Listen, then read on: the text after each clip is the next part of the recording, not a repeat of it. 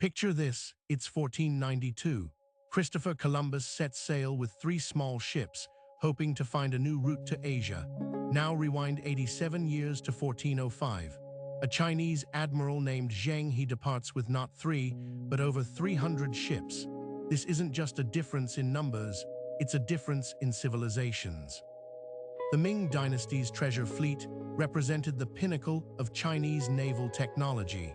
While European ships were still relatively primitive, Chinese shipbuilders had mastered techniques that wouldn't reach Europe for centuries. Their vessels weren't just bigger, they were smarter. Let's talk numbers. Columbus's flagship, the Santa Maria, measured about 19 meters long.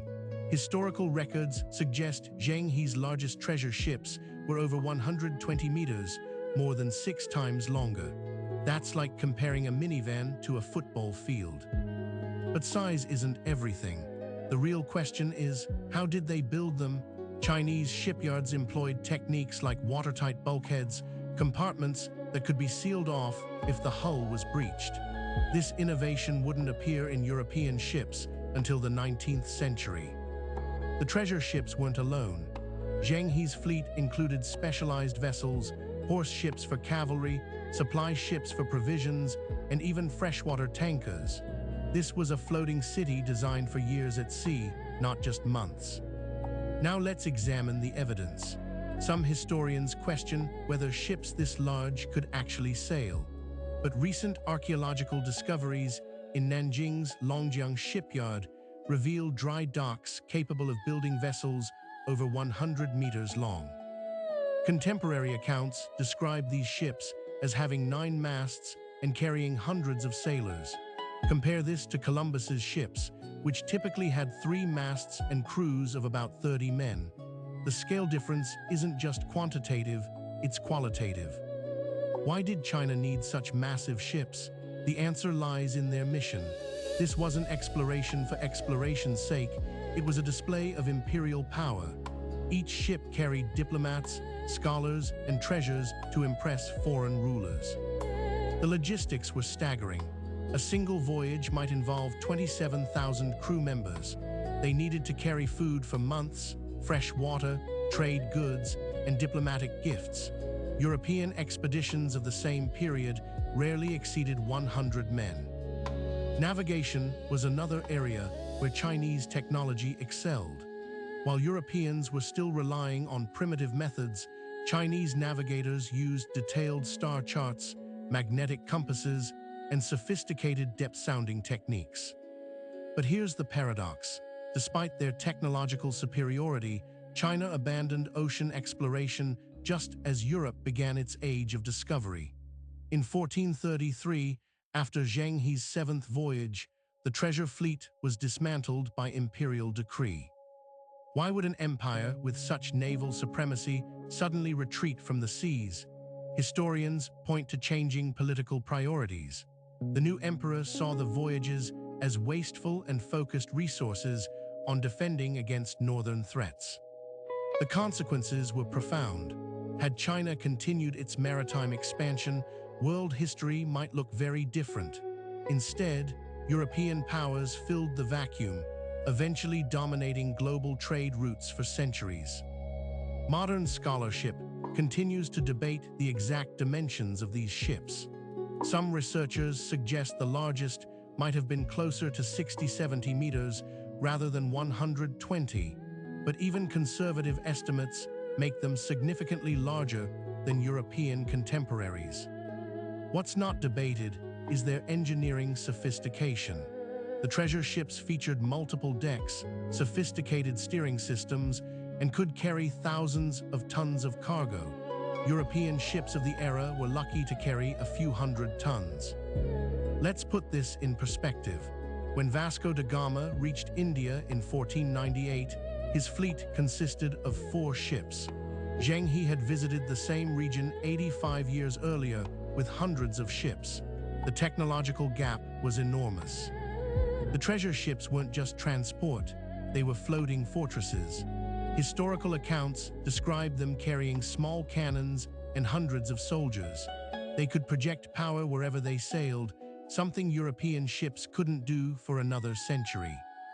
But perhaps the most impressive aspect was their range. Zheng He's voyages reached East Africa, Arabia, and Southeast Asia, distances that would challenge even modern sailing vessels. They did this without the benefit of New World bases that later European explorers would use. The ship's construction methods reveal why they could be so large.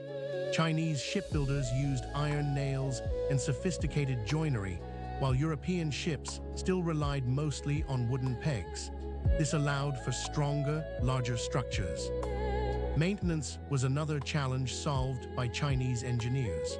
The treasure ships had repair facilities on board and could conduct major repairs at sea. European ships often had to find safe harbors for even minor fixes. The economic scale was equally impressive. A single voyage might cost as much as building the Great Wall. This gives us insight into Ming China's wealth and why later emperors considered the voyages too expensive. Cultural exchange was a primary goal. The ships carried Chinese porcelain, silk, and tea to trade for foreign goods. But more importantly, they carried scholars who recorded detailed observations of foreign lands. These records give us our best evidence of the ship's capabilities. Detailed accounts survive describing how the ships handled storms, navigated unknown waters, and maintained discipline among thousands of crew members. The legacy of these ships extends beyond their physical dimensions. They represent what might have been a world where Chinese maritime dominance continued. Instead, their destruction marked the end of an era. Modern reconstructions help us understand their capabilities. While no complete treasure ship has been found, shipbuilders have created models based on historical descriptions. These confirm that such ships were not only possible, but highly advanced. The comparison with Columbus isn't just about size, it's about approach. Columbus sought new lands to conquer. Zheng He sought to integrate existing civilizations into a Chinese-led world order. This difference in philosophy explains the different outcomes. European exploration led to colonization and exploitation.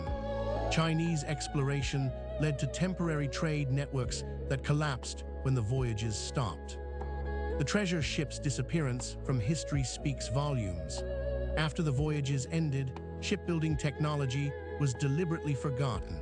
Blueprints were destroyed, and knowledge was lost, a cautionary tale about how civilizations can choose to abandon their advantages. Today, the debate continues. Were they really that large? The evidence suggests yes, at least compared to their European contemporaries. But more importantly, they represented a technological peak that wouldn't be matched for generations. The story of Zheng He's treasure fleet reminds us that history isn't just about what happened, it's about what could have happened. For a brief moment in the 15th century, China ruled the waves with ships that were indeed larger, more advanced, and more capable than anything Europe could muster. So were they really larger than Columbus's ships? The answer is a definitive yes, not just in size, but in ambition, technology, and capability. They represent a road not taken in world history, one whose echoes we can still hear today. What if China had continued its maritime expansion? How would world history be different? Share your thoughts in the comments below. And if you found this exploration of China's naval history fascinating, be sure to subscribe for more deep dives into Eastern wisdom and history.